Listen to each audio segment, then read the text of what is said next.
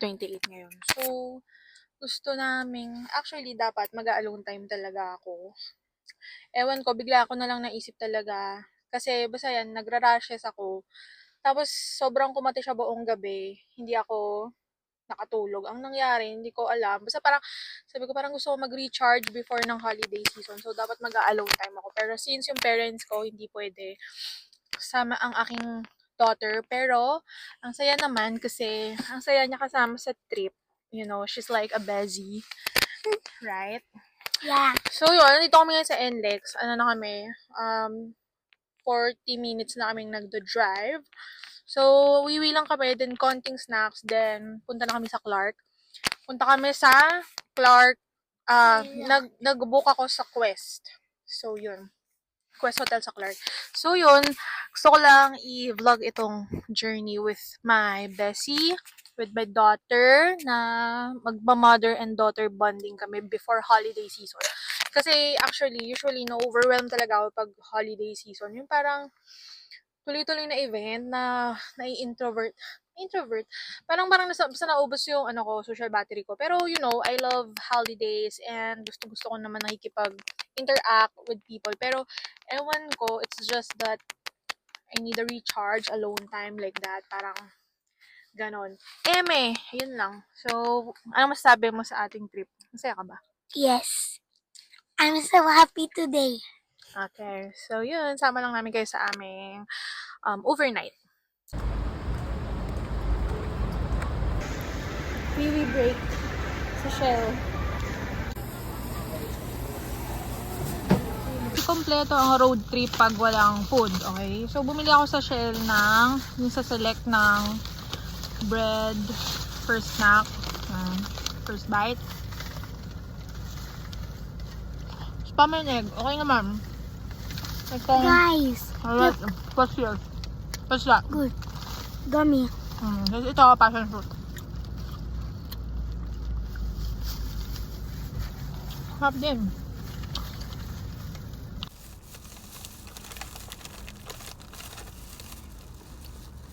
Hi, Nanay, Tatay. I miss you na. Oh, God.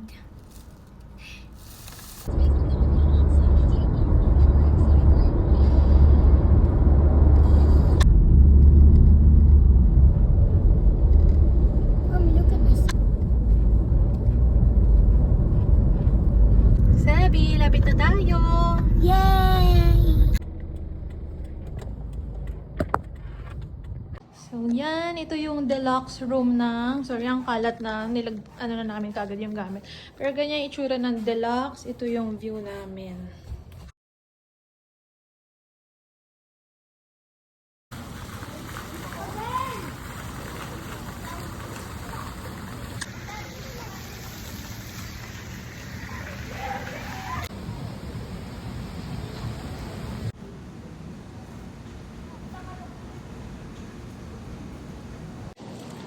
What can you see? It's relaxing here and it's good food. Good food. Okay, you're in Quest Hotel. Quest Hotel. Yeah.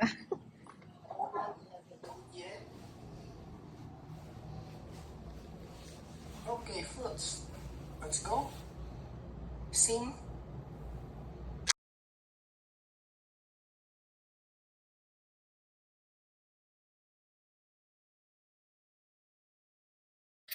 So, time check. Ano na? 1:30 a.m. So, kakatapos ko lang mag-work. Okay, so, sobrang productive ko naman. Dami ko lang natapos na major task.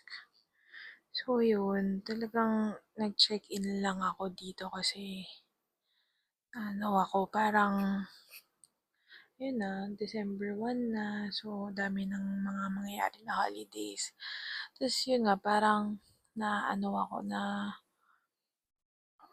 overstimulate. Ganon yung feeling ko. Pero, it's a happy way, in a happy way naman yung overstimulation ko kasi, you know, celebrations, makikita natin yung mga loved ones natin. Tapos yun nga, yung work, about naman sa work kasi ngayon, parang 4 yung boss ko. So, medyo talaga, medyo Um, hindi ko masabing burnout or baka nga burnout, pero in a happy way. Kasi alam mo yun, pinag-pray ko to yung work from home na work. Pero syempre, hindi natin maikakaila na minsan overwhelming talaga. Syempre, ano pa yun? Syempre, we have a baby, diba? We have mother din ako. Tapos, syempre, gusto ko rin maging buting friend, maging mabuting daughter, ganyan. So, yun, dami lang hats. But, ano naman, parang, biglaan ko lang tong binook, tong staycation na to. Yun na, dapat, sabi ko nga, mag-isa lang ako, pero, hindi kasi available yung parents ko. Ang dami nilang, um, lakad ng Friday, Saturday. So, sabi ko, um, sama ko na lang si Sev. And, so happy naman na kasama ko siya. Nag-enjoy din siya dito. Kaso yun nga, namimiss niya yung daddy niya. So yun, thankful lang din ako sa husband ko na ano siya, game siya sa mga ganitong trip ko. Pero yun, kasi nakilala naman niya talaga ako na before talagang umaalis akong mag-isa ever since. So yun, gusto ko lang ikwento tong ano ko ngayon. Actually, parang memorable to sa akin kasi ito ata yung first time na nakaalis ako ng parang ganito ulit. Ngayong medyo malaki na yung anak ko, mag 7 years old na siya. So, syempre, nung newborn stage, tapos yung hanggang, alam mo yun, hanggang 5 years old, parang hindi ako makakabiyahe ng ganito. Yung ako yung magdadrive, yung mag-isa lang ako, tapos kasama ko siya, yung ganun. So, yun, happy lang ako. Enjoy ko yung driving kahapon, golden hour, tapos ang ganda ng panahon, yun. Tapos sobrang smooth ng biyahe. Tapos, naalala ko lang, nagpatugtog ako ng Christian song, ganyan. Tapos biglang, habang nagdadrive ako, ang bilis ng patakbo ka, may tumaang white na butterfly. Wala lang, parang feel ko lang si God. Ayun, yun lang. Well, glory to God. Thank you, Lord, sa skills, sa attitude, sa perseverance na binibigay mo sa akin, sa energy, and sa family and all. Um, thank you sa mga tao sa buhay ko. Yun lang. Thank you, Lord, I was able to do this safely. And ayun, syempre meron thank you na may panggastos, diba? Yun lang, na-appreciate ko lang just one to ano, um, yun, parang ngayon i-process lang yung um, feelings ko. So, before mag-holiday, just quick alone time lang, makapagbasa ng book, makapag-work ng, alam mo yun, hindi hindi palipit-lipat kasi usually pag sa bahay ako, habang nag-work ako, house chores, yung ganun, parang work, house chores, sobrang nakakapasma ng kamay. Yung gano'n, yung parang hindi dire-diretso. So, itong nangyari today, at least dire-diretso. Ayun. So, yun lang. Thankful lang ako sa mga ganong ano. So, yun lang. I'm gonna read a book before sleeping. Hindi ko rin to madalas nagagawa sa bahay kasi, ayun nga, um, wala, busy na talaga. Pero yun, I'm just gonna read a book before sleeping. Then, yun na, tomorrow sana magising ng maaga, makapag-breakfast, makapag-gym man lang kahit papaano. Ayun,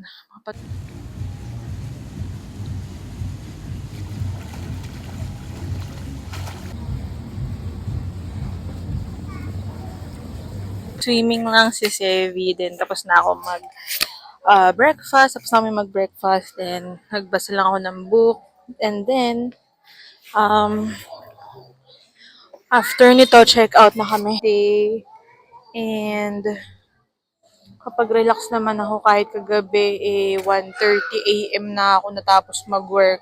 2 a.m. na ako nakatulog. So, okay naman. Nagising ako kayo ng 7:30. So, yun. I feel refreshed naman. So, yan. Check out na kami. Baby. Waiting check-in kami. Meron namang express check-in and check-out. Pero may mga kinain kasi ako doon. Kaya nagpunta na lang ako doon sa ano. Ayan. O, diba? Ang daming bit-bit.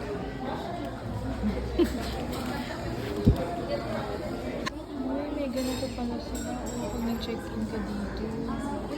Ayan. Ito yung nagastos namin lahat-lahat sa food. Okay, so total of 1.5. Tapos nag-90 pesos. May kulang lang ng konti. Na yung car, pinakali na lang namin kahapon kasi ang hirap. 150 lang naman siya. Oh, here we go. Driving na kami. Yay! Saan? Check pa namin kung saan kami punta pero ayan. Let's go. Guys, my mom is driving. And I asked my mom to go to my mall. And my mom said, what is it again? I'm not sure yet. I'm gonna check pa. Okay. Let me have it. I'm gonna check the maps. Okay. I'm so happy today. Para explore muna ang Clark bago kami mag-uwi. Tapos ito, walk lang muna kami here. Ano lang to, 3 minutes away lang siya dun sa Quest Hotel, yung pinagstayan namin. Walking. What? Gusto niya raw magpa-picture dun sa upuan na airplane.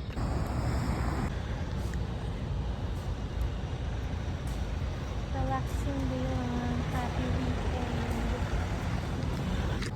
Ang cute. Oh, parang sarap magkape dyan. Porch coffee. Tapos walking ka sa umaga, ganyan. Ay, ang relaxing ng feeling. Ang ganda ng mountain. Meron pa growing. Tingin kami dito sa church, pero parang mukha siyang sarado. Umuulan, hindi kami makababa. Mamamaya na lang. Iidlip muna ako kasi sobrang nasisiesta ako. Idlip ako siguro ng 10 minutes.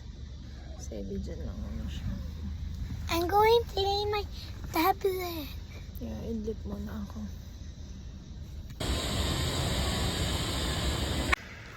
Ito yung loob ng simbahan. Ang liit niya lang pero ang ganda. Pero parang mamaya meron atang kasal. Kaya akala ko sarado. Snow it. Yeah. Clark Front City Mall Didi. Dito kami. Daddy, I miss you. Kamukha ng opus. Welcome to jungle. Cute naman. May mga ganito siya. Welcome to this wall. Ang cute, ganun yung mga daanan niya. Pag di ka mag-e-elevator, ganun siya. Sa lawak ng parking. Oh. At yung SM City Car.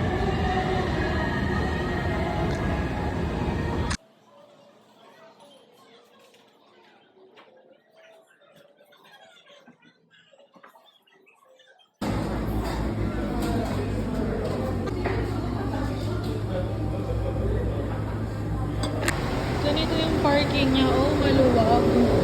Ah, lakas ng ulan. Ayan, maluwag yung parking niya. Parang walang bayad. Parang wala siyang bayad kasi kanina walang ticket na binigay. Tapos na kaming mag-coffee. We're going back to Manila. Ano oras na? 3:43. So yun. 2 hours daw yung sabi sa Waze. Okay, bye.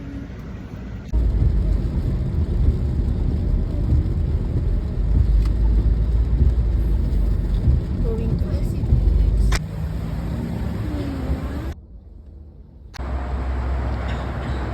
Stretch lang ako konti. So yan, ang traffic na dito sa may bandang may kawayan ata. Stop over kami kanina sa Shell of Asia. Nag-idlip ako konti. Tapos Tapos ito na, traffic na.